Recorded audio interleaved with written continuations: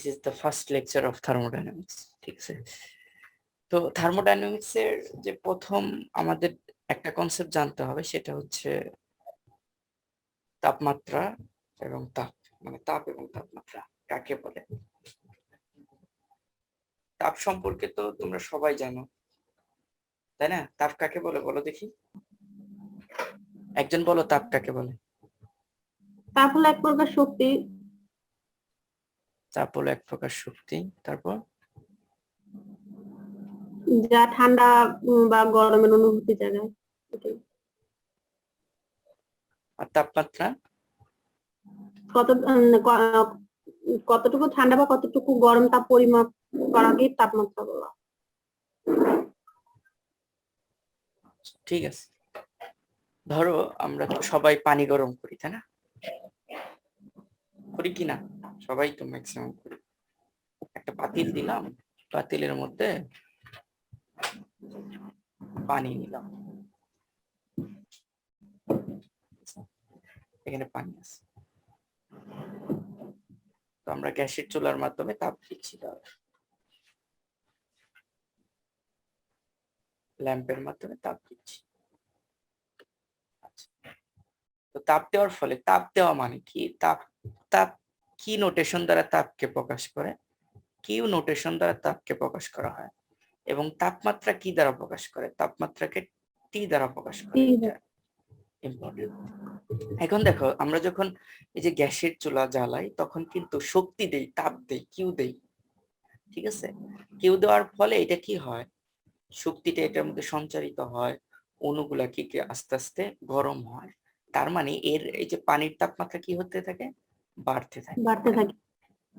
তার মানে আমি বলতে পারি এরকম যে আমি যেটা দিলাম, অর্থাৎ শক্তি দিলাম, তাপ দিলাম, তাপ দেওয়ার ফলে আমাদের কি তৈরি হলো, তাপমাত্রা তাপ তাপ তাপ দেওয়ার ফলে আমাদের হচ্ছে এই টেম্পারেচার বাড়তে শুরু করলো, তাই না? এই টেম্পারেচারটা বাড়তে শুরু করলো। তার মানে আমি কি বলতে পারি না যে এই যে তাপের ফল হচ্ছে তাপমাত্রা, এটা কি বলা যায় না? অবশ্যই বলা যায় যে তাপের ফল হচ্ছে তাপমাত্রা, তার মানে রেজাল্টই হচ্ছে তাপমাত্রা। ঠিক আছে, আসসালামু আলাইকুম। সালাম। আচ্ছা, দেখো ক্লাস করো, দেখো তাহলে আমরা কি বুঝলাম, যে আমরা যখন তাপ দিব তখন তার রেজাল্ট স্বরূপ যেটা পাবো সেটাই হবে কি, তাপমাত্রা। সহজ ভাষায় তাপের ফলটাই হচ্ছে তাপমাত্রা। এটা তোমরা জানো অনেক আগে থেকে, তারপরে জাস্ট বলে রাখলাম। এবং নোটেশন গুলো মনে রাখা উচিত, যে কিউ দ্বারা কি বোঝায়, তাপকে বোঝায়, এবং টি দ্বারা কি বোঝায়, টেম্পারেচারকে বোঝানো হয়। ঠিক আছে, তাহলে আমরা এই দুইটা জিনিস আমরা সবসময় মনে রাখবো। কিউ এর যে রেজাল্ট, অর্থাৎ আমরা কোনো কিছুর মধ্যে যদি আমরা তাপ দেই, তার ফলে যেটা তৈরি হয় বা তার রেজাল্ট স্বরূপ যেটা পাওয়া যায়, সেটাই হচ্ছে তাপমাত্রা। তার রেজাল্ট স্বরূপ বলতে যে পানি গরম হবে না, এটাই হবে তাপমাত্রা। ঠিক আছে, এই তাপমাত্রা নিয়ে আমরা করলাম। এখন তাপমাত্রা পরিমাপের জন্য আমরা বিভিন্ন থার্মোমিটার ইউজ করি। ঠিক আছে, থার্মোমিটার ইউজ করা হয়। তো থার্মোমিটার যেসব ধর্মের উপর প্রতিষ্ঠিত, বা যেসব ধর্ম ব্যবহার করে, যেসব পদার্থের ধর্ম ব্যবহার করে থার্মোমিটার তৈরি করা হয়, তাকে বলা হয় উষ্ণমিতি পদার্থ। ঠিক আছে, আমরা যদি একটা থার্মোমিটার কল্পনা করি, ধরো একটা থার্মোমিটার আছে, ভেতরে এরকম পারদ থাকে, তাহলে এই যে আমরা পারদ কি করে, আমাদের টেম্পারেচার যখন গায়ের টেম্পারেচার বেড়ে যায়, তখন পারদ দেখবা যে উঠানামা করে বা উঠে যায় উপর দিকে। এই যে আমরা যে এখানে পারদ ব্যবহার করলাম, এই পারদকে বলা হয় উষ্ণমিতি পদার্থ। পারদ, এটাকে বলা হয় উষ্ণমিতি পদার্থ। বুঝতে পারলা, এটা হচ্ছে উষ্ণমিতি পদার্থ। তার মানে হচ্ছে যে, আর এই যে পারদের যে ধর্মটা, এটাকে উষ্ণমিতি ধর্ম বলা হয়। এটা উষ্ণমিতি মিতি ধর্ম বলা হয়। পারদ যে উপরে উঠে গেল, এটা উষ্ণমিতি ধর্ম, আর পারদটা হচ্ছে উষ্ণমিতি পদার্থ। ঠিক আছে, আর এই উষ্ণমিতি ধর্ম কাজে লাগিয়ে আসলে টেম্পারেচারকে সঠিকভাবে পরিমাপ করা যায়। ঠিক আছে, আর টেম্পারেচার পরিমাপ করার জন্য বিভিন্ন পদার্থের জন্য বিভিন্ন টেম্পারেচার আছে। ঠিক আছে, তোমরা থার্মোমিটার আছে, যেমন রোদ থার্মোমিটার আছে, পারদ থার্মোমিটার আছে, আরো বিভিন্ন প্রকার থার্মোমিটার আমরা ইউজ করি টেম্পারেচার মাপার জন্য। হ্যাঁ, আর এদের লিমিটেশন থাকে যে এত পর্যন্ত তুমি পরিমাপ করতে পারবা, তার নিচে উপরে আর পরিমাপ করতে পারবা না, তাই না? এরকম একটা লিমিটেশন থাকে। যেমন আমাদের যে আমরা যে থার্মোমিটার গুলো ইউজ করি সেটা মনে হয় 104 না 105, 105 ফারেনহাইট না ডিগ্রি, হ্যাঁ ফারেনহাইট হবে। তো 105 পর্যন্ত কোনো হয় পরিমাপ করা যায়, তারপরে আর পরিমাপ করা যায় না। তাহলে এর চেয়ে যদি বেশি হয় তাহলে সেগুলোর জন্য আলাদা আলাদা থার্মোমিটার লাগে বা আলাদা আলাদা থার্মোমিটার আছে। ঠিক আছে, তো এতটুকু আমরা জানলাম, এতটুকু জানা দরকার ছিল। এখন দেখবো যে এই যে তাপমাত্রা পরিমাপের জন্য বিভিন্ন স্কেল ব্যবহার করা হয়। আমরা বিভিন্ন স্কেল ব্যবহার করি, যেমন স্কেল বলতে থার্মোমিটার বিভিন্ন বিভিন্ন ইউজ করি। যেমন আমরা কি কি থার্মোমিটার ইউজ করি, পারদ থার্মোমিটার তো বললাম। তার মধ্যে পরিমাপের জন্য কি কি ইউজ করা হয় মনে আছে এগুলো? যে এই থার্মোমিটারটা ইউজ কেলভিন। করা হয়, যেমন এর আবার কি বিভিন্ন স্কেলে পরিমাপ করা হয়, যেমন কেউ ডিগ্রি সেন্টিগ্রেড, তারপর কাউকে হচ্ছে ফারেনহাইট, হ্যাঁ কেলভিন। কেলভিন। যে এই যে এগুলো আমরা দেখবো, এদের মধ্যে কি রিলেশনশিপ সেটা আমরা একটু দেখবো এখন। ঠিক আছে, আচ্ছা আমরা বিভিন্ন প্রকার থার্মোমিটার একটু আঁকাই, তাহলে আমরা বুঝতে পারবো। তো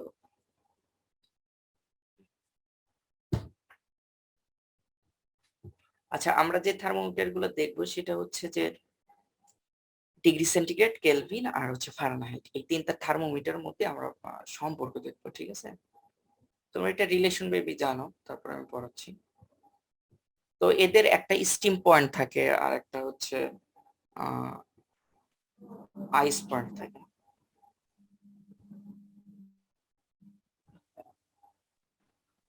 এদের একটা স্টিম পয়েন্ট থাকে, আইস পয়েন্ট থাকে। আমরা একটা সূত্র জানি, সেটা হচ্ছে থিটা মাইনাস থিটা আইস ভাগ হচ্ছে থিটা স্টিম বিয়োগ হচ্ছে থিটা আইস। এটা আমরা একটা সূত্র জানি। তো এই সূত্রের উপর ভিত্তি করেই আসলে এই তিনটার রিলেশনশিপ তৈরি করবো। হ্যাঁ, তিনটার মধ্যে রিলেশনশিপ তৈরি করা যায়। তো আমি এটা ধরে নিলাম যে এটা হলো থিটা থার্মোমিটার, এটা হচ্ছে ডিগ্রি সেন্টিগ্রেড থার্মোমিটার, এটা হচ্ছে কেলভিন থার্মোমিটার, আর একটা হচ্ছে ফারেনহাইট থার্মোমিটার। ঠিক আছে, আচ্ছা আমরা তো জানি যে একটা পয়েন্টকে নিব হচ্ছে স্টিম পয়েন্ট, আর একটা হচ্ছে আইস পয়েন্ট। এটা নিলাম থিটা আইস আর হলো থিটা স্টিম। আর হ্যাঁ, তাহলে দেখো যে আমরা আমরা জানি কেলভিন স্কেল, কেলভিন স্কেলের সর্বনিম্ন তাপমাত্রা কত, মানে থিটা আইস, সেটা জানি 0 ডিগ্রি, এবং সর্বোচ্চ তাপমাত্রা কত যে সেটা জানি 100 ডিগ্রি, তাই না? এবং কেলভিন স্কেলের সর্বনিম্ন তাপমাত্রা কত জানা আছে? 273, তাই না?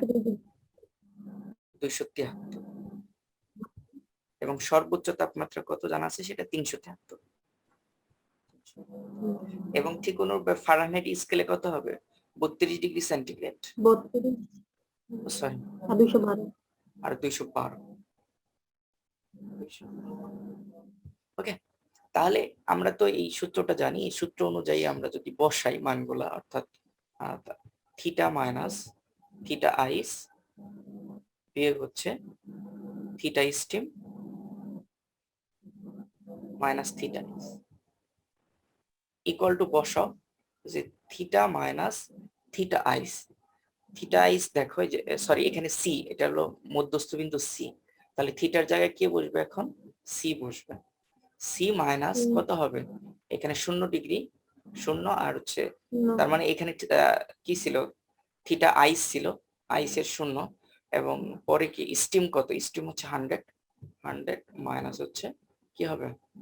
থিটা আইস মানে 0 ইকুয়াল টু কত দেখো, আবার কেলভিন স্কেলে ঠিক এখানে কেলভিন, তারপর হচ্ছে আইস কত? 273, আর হচ্ছে স্টিম হচ্ছে তোমার 373 বিয়োগ হচ্ছে 273 ইকুয়াল টু আমরা কি লিখতে পারি? অনুরূপ ভাবে ফারেনহাইট মাইনাস 32, তারপর হচ্ছে 212 মাইনাস 32। ঠিক আছে, এখন দেখো এদের মধ্যে একটা রিলেশনশিপ বের হবে বা সম্পর্ক তৈরি হবে, সে সম্পর্কটা আমরা বের করব।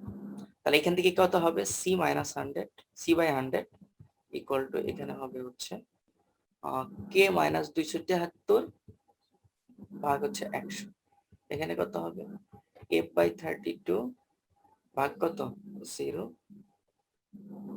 কত হয় 9 8, ঠিক আছে কি, আর 1 180 হবে, তাই না? তাহলে আমরা দেখো এটা বিয়োগ করে দিলাম, জাস্ট বিয়োগ করছি, বিয়োগ করার পর অটোমেটিক্যালি হয়ে গেছে। এখন এখান থেকে একটা সূত্র পাওয়া যাবে। এখন আমরা সবাইকে যদি 0 কেটে দেই তাহলে সি বাই 10 ইকুয়াল টু হচ্ছে কে 273 ভাগ 10, আর এখানে কত হবে এফ 32 100, তাই না? এখন আমরা যে কোনো ইয়ের মধ্যে সম্পর্ক তৈরি করতে পারবো, তার জন্য 2 দ্বারা ভাগ করতে পারবো, তাই না? তাহলে ভাগ করে দাও 2 দ্বারা, তাহলে কি হবে, সি বাই 5 ইকুয়াল টু হচ্ছে কে মাইনাস 273 5 ইকুয়াল টু হচ্ছে এফ মাইনাস 32 বাই 9, ঠিক আছে? এখন যাদের মধ্যে প্রয়োজন হবে তুমি খুব ইজিলি নিয়ে নিতে পারবা। যদি কেলভিন স্কেল আর হচ্ছে সেলসিয়াস স্কেলের মধ্যে সম্পর্ক তৈরি করতে চাও তাহলে এই সূত্র নিবা। যদি তুমি চাও হচ্ছে ফারেনহাইট আর হচ্ছে সেলসিয়াস স্কেলের মধ্যে নিবা তাহলে এই সূত্র নিয়ে গেলা, ঠিক আছে? এটা সূত্র অটোমেটিক্যালি দ্বারা হয়ে গেল। এইভাবে সূত্রটা আসে বা এইভাবে পাওয়া যায়। তার মানে মেবি বুঝতে পারছো নাকি? সমস্যা আছে কারো? কোনো কোশ্চেন আছে? না ভাইয়া বুঝতে পারছি। আচ্ছা আচ্ছা, ঠিক আছে। এখন আমরা এটা দিয়ে একটা অঙ্ক করি। এটা তোমরা 9, 10-এও করছো, জাস্ট একটু দেখলেই হবে। কোন তাপমাত্রায় সেলসিয়াস ও ফারেনহাইট স্কেলে 40 ডিগ্রি পার্থক্য হয়? এটা করতে পারবা কেউ? কোন তাপমাত্রায় সেলসিয়াস ও ফারেনহাইট স্কেলের 40 ডিগ্রি পার্থক্য হয়? তাহলে আমরা ধরে নিলাম যে ধরি এক্স টেম্পারেচার বা সেলসিয়াস স্কেলের তোমার ধরে নাও সেলসিয়াস স্কেলে ধরে নাও পার্ট হলো ইকুয়াল টু এক্স। তাহলে সুতরাং আমরা কি করতে পারবো, ফারেনহাইট স্কেলে কত হবে ভাইয়া পার্থক্য? আপনি কি বললেন? আমরা ধরে নিলাম সেলসিয়াস স্কেলের পার্ট, মানে সেলসিয়াসের তাপমাত্রা ধরে নিলাম এক্স, ঠিক আছে? তাহলে ফারেনহাইট স্কেলের তাপমাত্রা কত হবে, প্লাস মানে 40 পার্থক্য, যেহেতু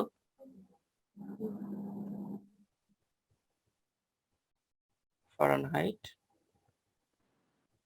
স্কেলের পার্ট ইকুয়াল টু হবে এক্স প্লাস মাইনাস 40, ঠিক আছে? এখন জাস্ট বসাবা সূত্র, আমাদের যে সূত্র সেটা আমরা জানি, সেটা বসাবো। আমরা জানি C by 5 equal to F 32 by 9, এই সূত্র জানি, তাই না? তো এটার মানগুলো বসাও, বসালে অঙ্ক হয়ে যাবে। একটা টেম্পারেচার পাবা, এক্স এর একটা মান পাবা। তাহলে সি কত, সি হচ্ছে x by 5 equal to F কত, এফ হচ্ছে এক্স প্লাস মাইনাস, এখানে এফ লিখতে পারো আর এখানে সি লিখতে পারো, সমস্যা নেই, ঠিক আছে? 32 বাই 9। এখন পজিটিভ মান নিবা, পজিটিভ মান নিলেও হবে, করলে হয়ে যাবে।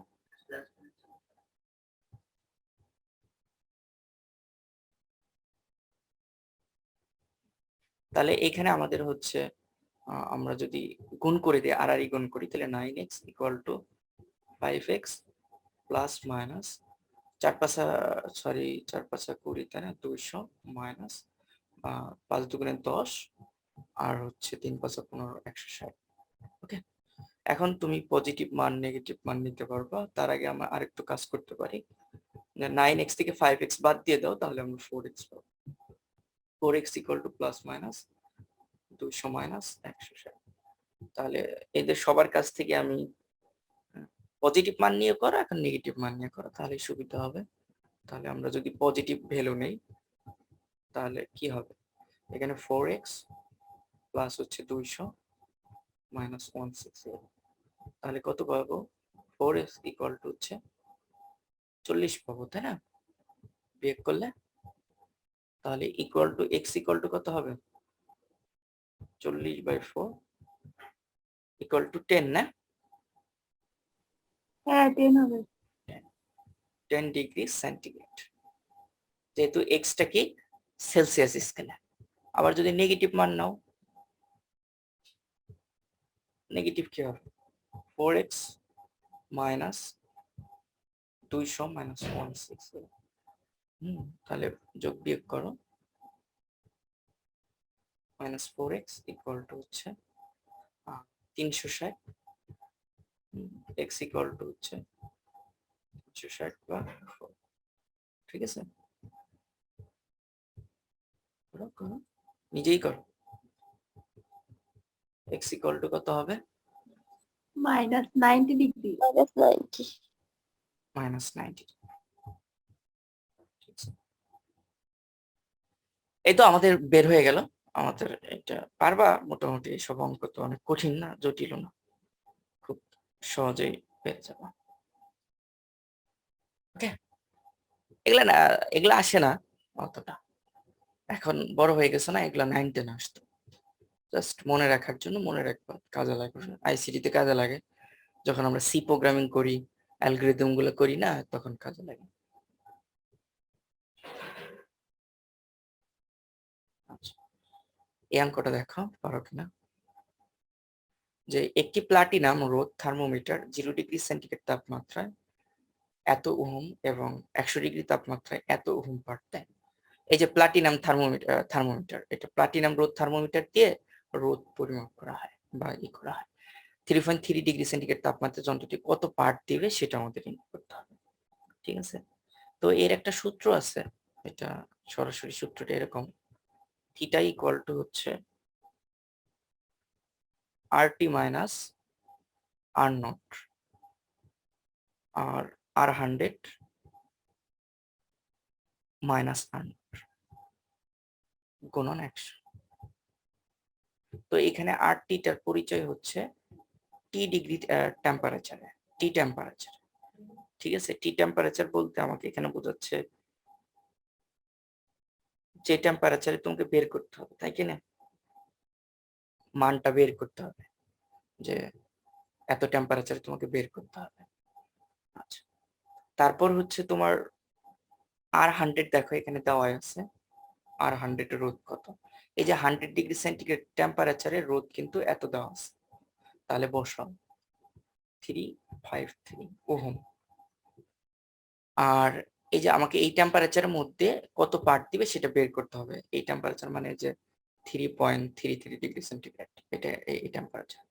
আর 0 ডিগ্রিতে কত আছে, আর নট 0-তে রোধ হলো এটা কত, 2.57 ওহম। আচ্ছা, টেম্পারেচার বাড়লে রোধ কমে না বাড়ে?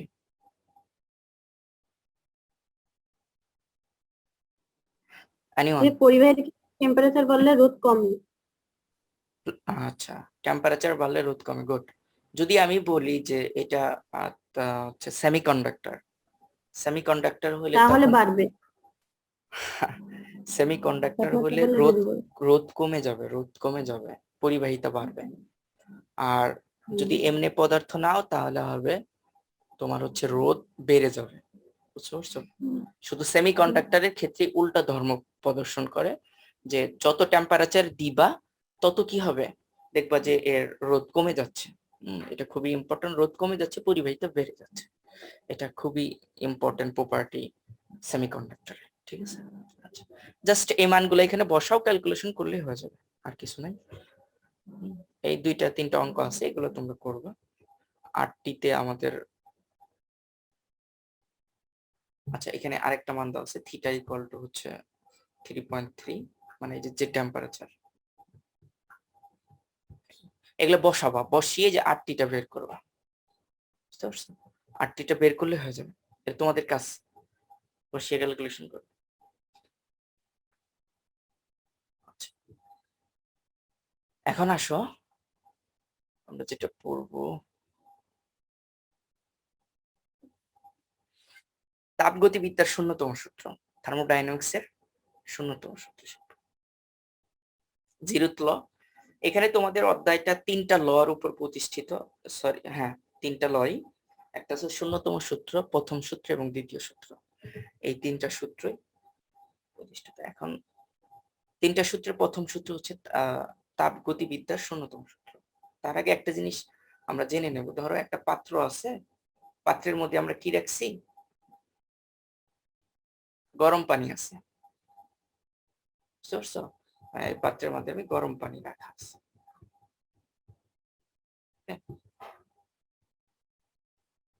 আচ্ছা, গরম পানির টেম্পারেচার ধরে নেওয়া হলো 80°C। এই যে টেম্পারেচার 80°C।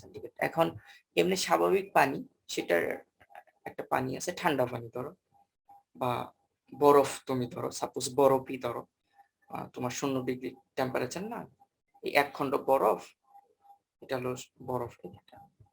এই বরফটা তুমি এটার মধ্যে ছেড়ে দিবা, এটা হচ্ছে 0°C।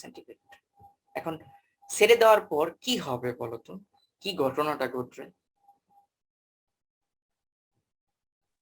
ওই যে বরফের টুকরাটা তাপ শোষণ করবে, তাপ শোষণ করে কি হবে, এক সময় কি হবে?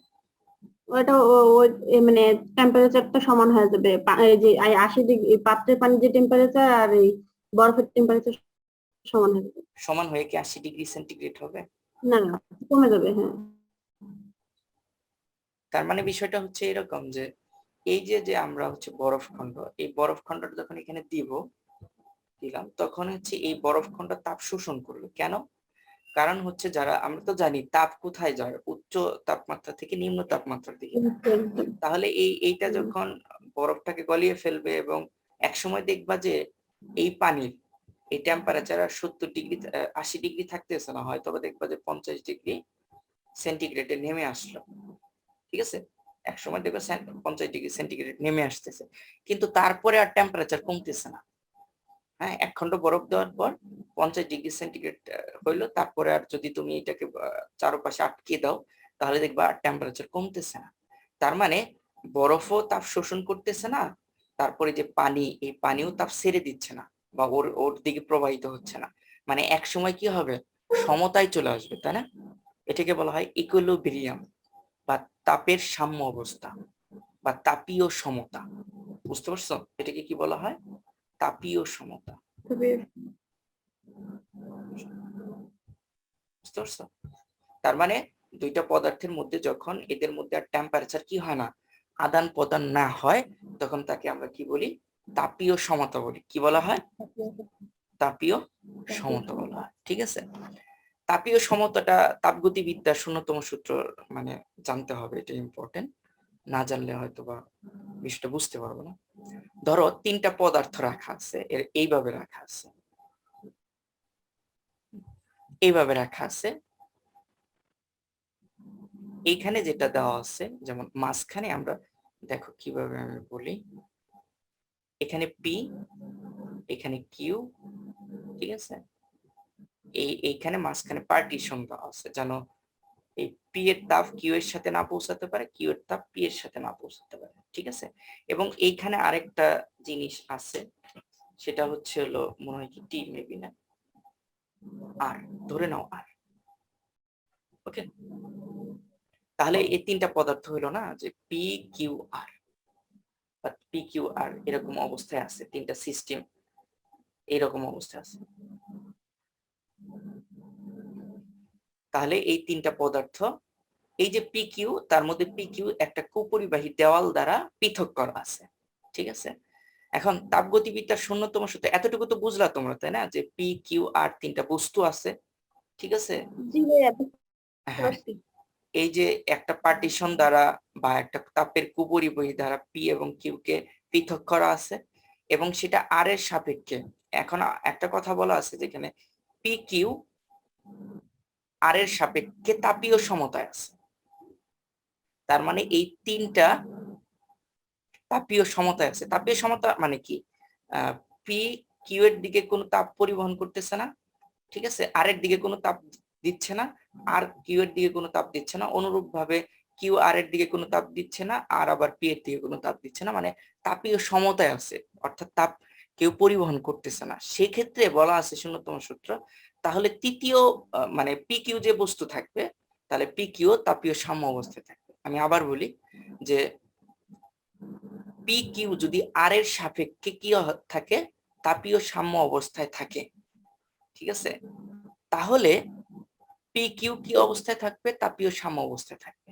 এটা তো খুবই ইজিলি বোঝা যাচ্ছে যে এইখান দিয়ে তাপ যে এখান দিয়ে যে সবগুলা কি হবে, তাপের সঞ্চারণ হবে, এক সময় তাপীয় সমতায় আসবে। এবং কি আমরা খুব ভালোভাবে ভিউ করতে পারতেছি যে পি এবং কিউ কি হবে, তাপীয় সমতায় থাকবে, এই কথাটাই বলছে। দেখো যে আমি আবার বিষয়টা বলি যে দুইটি বস্তু যদি তৃতীয় কোনো বস্তুর সাপেক্ষে তাপীয় সাম্য অবস্থায় থাকে তবে প্রথমোক্ত দুইটি পরস্পরের সাথে তাপীয় সাম্য অবস্থায় থাকবে। বুঝতে পারছো বিষয়টা? তাহলে পি কিউ যদি আর এর সাপেক্ষে তাপীয় সাম্য অবস্থায় থাকে, তাহলে পি কিউ কি হবে, তাহলে আমরা বলতে পারবো পি কিউটা সাম্য অবস্থায় আছে। ঠিক আছে, এরকম বিষয়টা কি বুঝলা নাকি সমস্যা আছে? না, বুঝতে পারছি। বিষয়টা এইভাবেও বলা যায় যে পি আর কিউ দুই ভাই, আর হচ্ছে পিতা। বুঝতে পারছো? পি কিউ হচ্ছে দুই ভাই, আর হলো পিতা। হ্যাঁ, তাহলে আর কি করলো, পিতা একেও 10 টাকা দিল, একেও 10 টাকা দিল, 10 টাকা দিয়ে এই 10 টাকা দিয়ে দুইজনকে সাম্য অবস্থায় আনবো, যে কান্নাকাটি করিস না তারা।